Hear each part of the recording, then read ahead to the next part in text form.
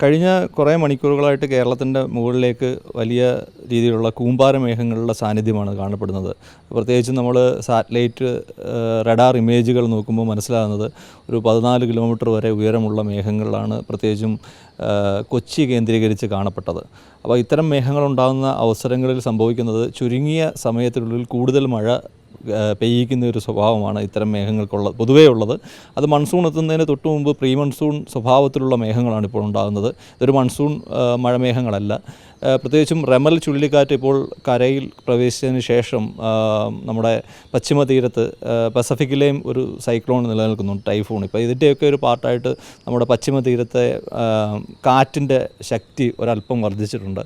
അത് കാരണം അറബിക്കടലിൽ നിലനിന്നിരുന്ന വലിയ നീരാവി നമ്മുടെ തീരത്തേക്ക് ഉള്ളിലേക്ക് കയറി വരികയും അത് ഈ പറഞ്ഞതുപോലെ വലിയ കൂമ്പാരമേഘങ്ങളുടെ രൂപീകരണത്തിന് കാരണമാകുകയും പ്രത്യേകിച്ചും നമ്മുടെ കുസാറ്റിലെ AWS ഓട്ടോമാറ്റിക് വെതർ സ്റ്റേഷനിലുള്ള റെയിൻ ഗേജിൽ രേഖപ്പെടുത്തിയത് കഴിഞ്ഞ ഒരു 10 മണി വരെയുള്ള ഒരു 9 മുതൽ 10 മണി വരെയുള്ള സമയത്ത് ഏകദേശം 98.4 മില്ലിമീറ്റർ റെയിനാണ്.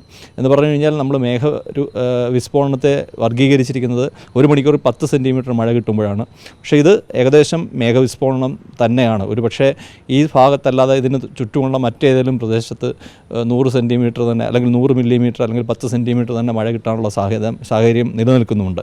അപ്പം 98.4 എന്ന് പറയുന്നത് ഒരു മേഘവിസ്ഫോടനത്തിൻ്റെ ഗണത്തിൽപ്പെടുത്താവുന്ന ഒരു മഴയാണ് 1 മണിക്കൂറിൽ ലഭിച്ചത്. അതാണ് ഇതിന് ചുറ്റുമുള്ള പല AWS സ്റ്റേഷനുകളിലും 9 സെൻറ്റിമീറ്ററിനടുത്ത് തന്നെ മഴ ലഭിച്ചിട്ടുമുണ്ട്.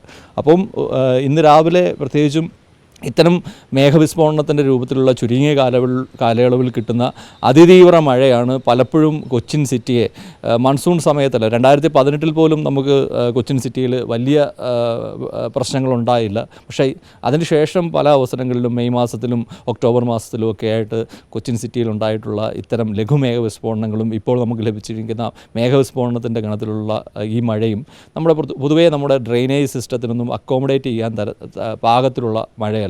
അതോടൊപ്പം തന്നെ ടൈഡിൻ്റെ ഒരു എഫക്റ്റ് വരും. അപ്പോൾ ഇതെല്ലാം കാരണമാണ് നമുക്ക് പ്രാദേശികമായിട്ട് പല വെള്ളക്കെട്ടുകളും രൂപം കൊണ്ടത്. അതോടൊപ്പം തന്നെ ഇത്തരം മേഘങ്ങളിൽ നിന്ന് വരുന്ന വിൻഡ് ബസ്റ്റ്, അതായത് വിൻഡ് ഗസ്റ്റിനെസ് എന്ന് പറയും, അതിൻ്റെ ഉള്ളിൽ നിന്ന് താഴേക്ക് വരുന്ന ശക്തി കൂടിയ കാറ്റ് ചില അവസരങ്ങളിൽ 50 കിലോമീറ്ററിനടുത്ത് വരെ 50 മണിക്കൂറിൽ 50 കിലോമീറ്റർ വേഗത കൈവരിക്കാനുള്ള സാധ്യതയുണ്ട്.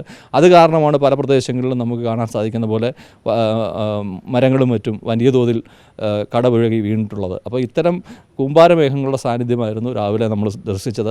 അതിൻ്റെ പാർട്ടായിട്ട് മഴയുടെ കാര്യത്തിൽ നമുക്ക് 98 മില്ലിമീറ്ററിന് മുകളിൽ മഴ ലഭിക്കുകയും പല പ്രദേശങ്ങളിലും ഈ പറഞ്ഞ പോലെ വൻതോതിലുള്ള നാശനഷ്ടവും ഉണ്ടായിട്ടുണ്ട്. അപ്പം ഇതെല്ലാം വെച്ച് പരിഗണിക്കുമ്പോൾ ഈ ഒരു മേഘവിസ്ഫോടനത്തിൻ്റെ അല്ലെങ്കിൽ ലഘുമേഘവിസ്ഫോടനത്തിന് മുകളിൽ ഏകദേശം മേഘവിസ്ഫോടനത്തിൻ്റെ ഗണത്തിൽപ്പെടുത്താവുന്ന മഴയാണ് കൊച്ചിൻ സിറ്റിയിൽ ഇന്ന് ലഭിച്ചിട്ടുള്ളത്.